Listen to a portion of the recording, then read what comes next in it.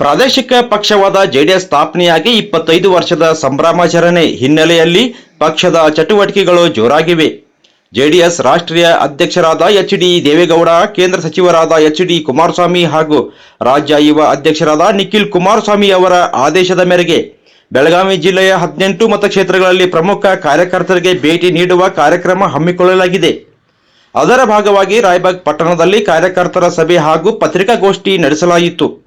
ಕಿತ್ತೂರು ಕರ್ನಾಟಕದ 7 ಜಿಲ್ಲೆಗಳನ್ನು ಒಳಗೊಂಡ ಸಮಾವೇಶದ ಹಿನ್ನೆಲೆ ಇದೇ ತಿಂಗಳು 27ರಂದು ವಿಜಯಪುರದಲ್ಲಿ ಭವ್ಯ ಜನತಾ ಸಮಾವೇಶ ನಡೆಸಲು ತೀರ್ಮಾನಿಸಲಾಗಿದೆ. ಈ ಸಮಾವೇಶಕ್ಕೆ 1.5 ಲಕ್ಷಕ್ಕೂ ಹೆಚ್ಚು ಜನರನ್ನು ಸೇರಿಸುವ ಉದ್ದೇಶ ಹೊಂದಿರುವ ಪಕ್ಷದ ಪ್ರಮುಖರು, ಅಧ್ಯಕ್ಷರು ಹಾಗೂ ಕಾರ್ಯಕರ್ತರೊಂದಿಗೆ ಸಮಾಲೋಚನೆ ನಡೆಸಿ ಸಮಾವೇಶದ ಸಿದ್ಧತೆಗಳ ಬಗ್ಗೆ ಚರ್ಚಿಸಿದರು. ಈ ಸಂದರ್ಭದಲ್ಲಿ ಮಾಜಿ ಜೆಡಿಎಸ್ ಎಂಎಲ್ಎ ಹಾಗೂ ಜೆಡಿಎಸ್ ರಾಷ್ಟ್ರೀಯ ಉಪಾಧ್ಯಕ್ಷರಾದ ಪ್ರತಾಪರಾವ್ ಪಾಟೀಲ್, ಚಿಕ್ಕೋಡಿ ಲೋಕಸಭಾ ಅಧ್ಯಕ್ಷರಾದ ಕಲ್ಲಪ್ಪ ಮಗ್ಗೇನವರ್, ಜಿತೇಂದ್ರ ಗುಡ್ಕಾಯಿ ಸೇರಿದಂತೆ ಅನೇಕ ಕಾರ್ಯಕರ್ತರು ಉಪಸ್ಥಿತಿ ಇದ್ದರು. ಪ್ರತಿನಿಧಿ ಲೋಕೇಶ್ ನಸಲಾಪುರೆ, 85 ನ್ಯೂಸ್ ಬಾಕ್ಸ್ ಕನ್ನಡ, ರಾಯಭಾಗ.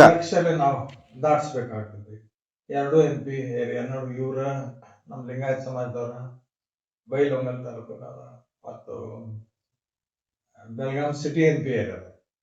ಈಗ ರಾಯಬಾಗಿನಿಂದ ಬೆಳಗಾಂ ರೂರಲ್ MP ಈ ಎರಡು ಜಾಗ ನಡುವೆ ಎಲ್ಲ ನೋಡಿ 20-25 ಎಕರೆ ಹಿಡಿದ 1 ಲಕ್ಷ ಮಂದಿ ನಾವು ಕೂಡಿಸ್ಬೇಕು. ಕುಮಾರಸ್ವಾಮಿ ಅವ್ರ ಕಡೆ ಅವ್ರನ್ನ ಕರೆದು ಏನ್ ಬೇಕಾದ್ ನಾವು ಮಾಡಿಕೊಡ್ರಿ ಅಂತ ಕೇಳ್ಬೋದು. ಮಂದಿ ಕೂಡ್ರ ಮುಂದೆ MLA ಬರೋದ ಆಶಾ ಇದ್ರ, ಹೋಪ್ಸ್ ಇದ್ರ ಅವ್ರಿಗೂ ಮಾಡಕ್ ಒಂದು ಇಂಟ್ರೆಸ್ಟ್ ಬರ್ತದೆ.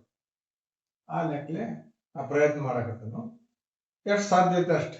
ಇದು ಬಿಜಾಪುರದ ಮುಗಿಸಿದ ನಂತರ ಮಿನಿಮಮ್ 1 ಲಕ್ಷ ಮಂದಿ ಕುಮಾರಸ್ವಾಮಿ ಅವ್ರನ್ನ ಮುಗಿಸಿ ಒಂದು ಫಂಕ್ಷನ್ ಮಾಡೋಣ, ನಂತರ ಎಲೆಕ್ಷನ್ ಹೋಗೋಣ.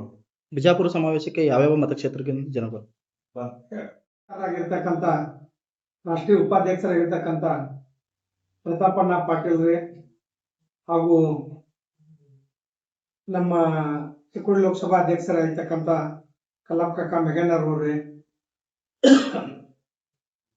ಜಿನೇಂದ್ರ ನಮ್ಮ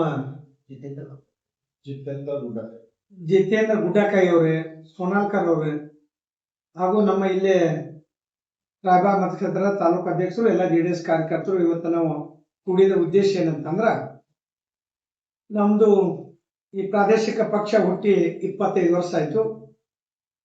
ಇದು ನಮ್ಮ ರಾಷ್ಟ್ರೀಯ ಅಧ್ಯಕ್ಷರಿರ್ತಕ್ಕಂಥ ದೇವೇಗೌಡ ಅಪ್ಪಾಜಿಯವರು, ನಮ್ಮ ಕೇಂದ್ರ ಸಚಿವರಾಗಿರ್ತಕ್ಕಂಥ ಕುಮಾರಣ್ಣನವರು, ನಮ್ಮ ರಾಜ್ಯ ಯುವ ಜನತಾ ಅಧ್ಯಕ್ಷರಿರ್ತಕ್ಕಂಥ ನಿಖಿಲ್ ಅಣ್ಣವರು, ಇವರ ಆದೇಶದ ಮೇರೆಗೆ ನಾವು ಇವತ್ತ ಇಡೀ ಬೆಳಗಾಂ ಜಿಲ್ಲೆಯಲ್ಲಿ 18 ಮತಕ್ಷೇತ್ರಗಳಲ್ಲಿ ಪಕ್ಷದ ಒಂದು ಪತ್ರಿಕಾಗೋಷ್ಠಿ ಇರ್ಬೋದು, ಪ್ರಮುಖ ಕಾರ್ಯಕರ್ತರನ್ನು ಭೇಟಿ ಮಾಡಿ ನಮ್ದು ಕಿತ್ತೂರು ಕರ್ನಾಟಕ 7 ಜಿಲ್ಲೆಯನ್ನು ಒಳಗೊಂಡಂತ ಈ ಸಮಾವೇಶ ನಮ್ದು ಬಿಜಾಪುರದಲ್ಲಿ 27ನೇ ತಾರೀಕು ಅವತ್ತು ಜನತಾ ಸಮಾವೇಶ ಮಾಡಲಿಕ್ಕೆ ನಮ್ಮ ಪಕ್ಷದ ವರಿಷ್ಠರು ನಿರ್ಧಾರವನ್ನ ಮಾಡಿದ್ದಾರೆ.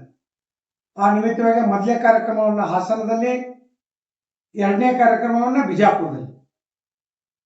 1.5 ಲಕ್ಷಕ್ಕಿಂತ ಹೆಚ್ಚಿಗೆ ಜನಸಂಖ್ಯೆಯನ್ನ ಬಿಜಾಪುರದಲ್ಲಿ ಕೂಡಿಸ್ತಕ್ಕಂಥ ವ್ಯವಸ್ಥೆಯನ್ನ ನಮ್ಮ ಪಕ್ಷದ ನಾಯಕರು ಎಲ್ಲರೂ ಕೂಡ 7 ಜಿಲ್ಲೆಯಿಂದ ನಾವು ಮಾಡ್ತಾ ಇದ್ದೀವಿ. ಅದಲ್ಲದ ನಮ್ಮ ಬೆಳಗಾಂ ಜಿಲ್ಲೆ, ಯಾಕಂದ್ರೆ ನಾವು ಹತ್ತಿರದ ಜಿಲ್ಲೆಯವರು ಇದಿರುವುದರಿಂದ ಬಿಜಾಪುರಕ್ಕ ಇಲ್ಲಿಂದ ನಾವು ಬೆಳಗಾಂ ಜಿಲ್ಲೆಯಿಂದ 20,000ಕ್ಕಿಂತ ಹೆಚ್ಚು ಜನರನ್ನ ಕರ್ಕೊಂಡು ಹೋಗ್ಬೇಕಂತೇಳಿ ಇವತ್ತಿನ ನಾವು ನಮ್ಮ ಪಕ್ಷದಲ್ಲಿ ನಾವೆಲ್ಲರೂ ಕೂಡ ತೀರ್ಮಾನವನ್ನು ಮಾಡ್ಕೊಂಡಿದ್ದೀವಿ. ಆ ನಿಟ್ಟಿನಲ್ಲಿ ಎಲ್ಲ ನಮ್ಮ ಬೆಳಗಾಂ ಜಿಲ್ಲೆಯಲ್ಲಿ 18 ಮತಕ್ಷೇತ್ರಗಳಿಗೆ ಹೋಗಿ ಪತ್ರಿಕಾಗೋಷ್ಠಿಯನ್ನು ಮಾಡಿ ಎಲ್ಲ ಪ್ರಮುಖ ನಾಯಕರನ್ನು ಭೇಟಿ ಮಾಡಿ ಇಲ್ಲಿಂದ ನಾವೆಲ್ಲ ವೆಹಿಕಲ್ಗಳು ಮಾಡ್ಕೊಂಡ ಜನತಾ ಸಮಾವೇಶಕ್ಕೆ ಬಿಜಾಪುರಕ್ಕೂ ನಾವು 27ನೇ ತಾರೀಕು ಫೆಬ್ರವರಿಗೆ ನಾವು ಹೋಗ್ಬೇಕಂತ ಇವತ್ತು ತೀರ್ಮಾನವನ್ನ ಮಾಡಿದ್ವಿ. ಎಷ್ಟು ಜನ ಕೂಡುವಂತ ನಿರೀಕ್ಷೆ ಇದೆ? 1.5 ಲಕ್ಷಕ್ಕಿಂತ ಹೆಚ್ಚಿಗೆ ಜನಸಂಖ್ಯೆಯಿಂದ ಕೂಡುವ ನಿರೀಕ್ಷೆ ಇದೆ. ಆ ನಿಟ್ಟಿನಲ್ಲಿ ಎಲ್ಲ ರೈತ ಬಾಂಧವರು, ರೈತ ಸಂಘಟನೆಗಳಿರ್ಬೋದು, ಕುಮಾರಣ್ಣ ಅಭಿಮಾನಿಗಳಿರ್ಬೋದು, ಕುಮಾರಣ್ಣ ಮಾಡಿದಂತ ಈ ಸಾಲ ಮನ್ನಾ ಯೋಜನೆ ಇರ್ಬೋದು, ದೇವೇಗೌಡರ ಅಪ್ಪಾಜಿಯವರು ಮಾಡಿದಂತ ನೀರಾವರಿ ಯೋಜನೆಗಳಿರ್ಬೋದು, ಇವೆಲ್ಲ ಅವರನ್ನ ನೆನೆಸ್ಕೊಂಡು, ಅದಲ್ಲದ ಇನ್ನೊಂದು ವಿಶೇಷ ಏನಂತಂದ್ರೆ ಬೆಳಗಾವಿ ಜಿಲ್ಲೆಯಲ್ಲಿ ಈಗ ಈ ನಾಡಿನಲ್ಲಿ ಈ ಕಬ್ಬು ಇರ್ಬೋದು, ಈ ಶುಗರ್ ಫ್ಯಾಕ್ಟರಿಗಳ ಕಾಣಬೇಕಾದ್ರೆ ಇದಕ್ಕೆ ಕಾರಣೀಭೂತರ ದೇವೇಗೌಡ ಅಪ್ಪಾಜಿಯವರು. 20 ಅವತ್ತು ಪ್ರಧಾನಮಂತ್ರಿ ದೇವೇಗೌಡ ಅಪ್ಪಾಜಿಯವರು ಇದ್ದಾಗ 20 ಶುಗರ್ ಫ್ಯಾಕ್ಟರಿಗಳನ್ನ ಬೆಳಗಾವಿ ಜಿಲ್ಲೆಗೆ ಪರ್ಮಿಷನ್ ಕೊಟ್ಟಂತವ್ರು ಅದು ಮಾಜಿ ಪ್ರಧಾನಮಂತ್ರಿ ದೇವೇಗೌಡ ಅಪ್ಪಾಜಿಯವರು. ಅದಕ್ಕೆ ಉದಾಹರಣೆಗೆ ಹೇಳ್ಬೇಕಂತಂದ್ರ ಇಲ್ಲಿ ನಮ್ಮ ಕಲ್ಲಪ್ಪ ಕಾಕ ಮೆಗನ್ನವ್ರು ಕುಂತಾರ. ಇವ್ರದ್ದು ಒಂದು ಶುಗರ್ ಫ್ಯಾಕ್ಟರಿ ಲೈಸೆನ್ಸ್ ಆಗ್ಬೇಕಾದ್ರೂ ಸಹಿತ ದೇವೇಗೌಡ ಅಪ್ಪಾಜಿಯವರು ಕೊಟ್ಟಂತ. ಆ ಕಾರಣಕ್ಕಾಗಿ ಇನ್ನು ನಮ್ಮ ಪ್ರತಾಪಣ್ಣರ ನೇತೃತ್ವದಲ್ಲಿ ನಾವೆಲ್ಲರೂ ಕೂಡ್ಕೊಂಡು ರಾಯಬಾಗ್ ಆಗಿರ್ಬೋದು, ಚಿಕ್ಕೋಡಿ ಇರ್ಬೋದು, ಈ ಕಡೆ ನಮ್ಮ ಎಲ್ಲ ನಮ್ಮ ಬೆಳಗಾವಿ ಜಿಲ್ಲೆಯಲ್ಲಿ ಎಲ್ಲರೂ ಕೂಡ್ಕೊಂಡು ನಾವೆಲ್ಲ ನೇತೃತ್ವ ಒಂದು ಇದನ್ನು ಮಾಡಿಕೊಂಡು 20,000ಕ್ಕಿಂತ ಹೆಚ್ಚಿಗೆ ಜನವನ್ನ ಕರ್ಕೊಂಡು ಬಿಜಾಪುರಕ್ಕೆ ಹೋಗುವಂತ ವ್ಯವಸ್ಥೆ ನಾವು ಮಾಡ್ತೀವಿ. ಮುಂಬರುವ ಚುನಾವಣೆಯಲ್ಲಿ ಬೆಳಗಾವಿ ಜಿಲ್ಲೆಯಲ್ಲಿ ಎಲ್ಲಾ ಮತಕ್ಷೇತ್ರದಲ್ಲಿ ಅಭ್ಯರ್ಥಿಗಳನ್ನ ಕಣಕ್ಕಿಳಿಸುವಂತ ಸಾಧ್ಯತೆ ಇದೆ.